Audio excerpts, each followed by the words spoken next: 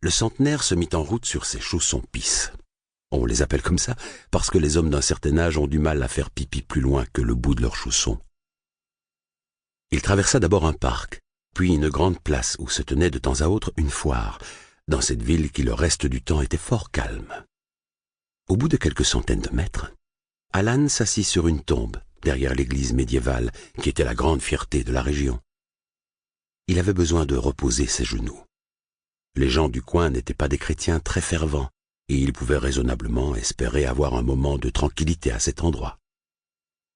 Il constata, amusé, qu'il était contemporain d'un certain Henning Algotsson, actuellement couché sous la pierre sur laquelle Alan s'était assis.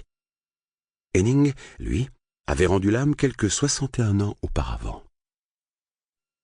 Si cela avait été son genre, Alan se serait peut-être demandé de quoi Henning était mort à l'âge de 39 ans seulement. Mais Alan n'avait pas pour habitude de se mêler des affaires d'autrui s'il pouvait l'éviter.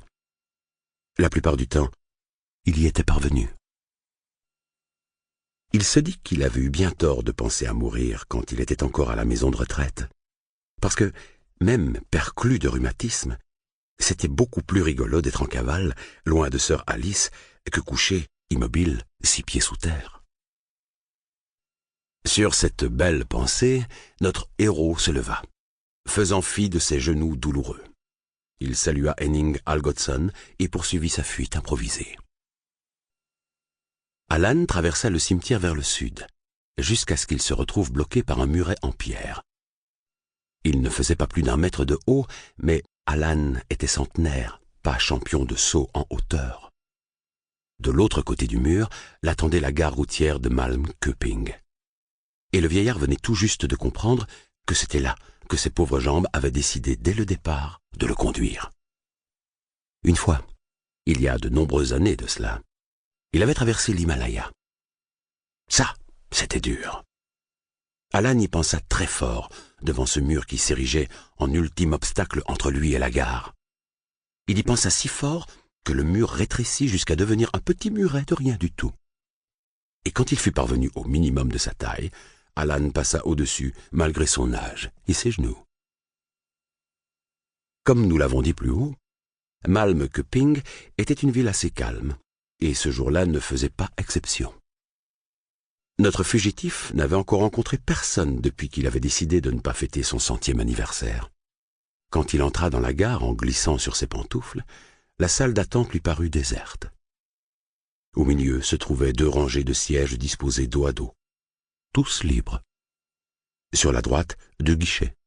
L'un était fermé, à l'autre était assis un petit homme très maigre, avec de minuscules lunettes rondes, une unique mèche de cheveux soigneusement ramenée au sommet du crâne pour cacher sa calvitie, et un gilet d'uniforme. L'homme leva le nez de son ordinateur d'un air ennuyé quand Alan entra. Peut-être trouvait-il qu'il y avait un peu trop d'affluence. Alan venait en effet de découvrir qu'il n'était pas le seul voyageur dans la salle d'attente.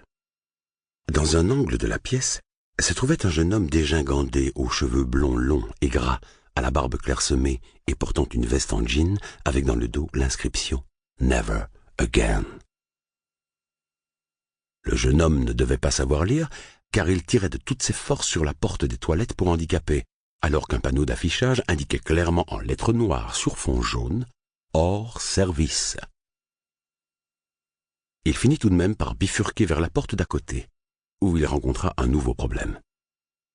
Visiblement, il n'avait aucune envie de se séparer de sa grosse valise grise montée sur roulette, et les WC étaient trop exigus pour les accueillir tous les 2. Alan se dit que le jeune homme n'avait que 2 options. Laisser la valise dehors, ou bien la faire entrer et rester lui-même à l'extérieur. À vrai dire, Alan ne se sentait pas très concerné par le problème du jeune homme. Il était concentré sur l'épreuve que représentait le fait de lever ses pieds pour atteindre d'une démarche naturelle le guichet ouvert, et demander au petit homme si par hasard il y aurait un moyen de transport en commun en partance pour n'importe quelle destination dans les minutes à venir, et, dans l'affirmative, combien lui coûterait le billet. Le petit homme avait l'air fatigué. Il dut perdre le fil au milieu de la question car, après quelques secondes de réflexion, il demanda « Et où monsieur désire-t-il se rendre » Pour continuer à écouter ce livre audio gratuitement, cliquez sur le lien dans la description et vous pourrez l'écouter en entier sans frais grâce à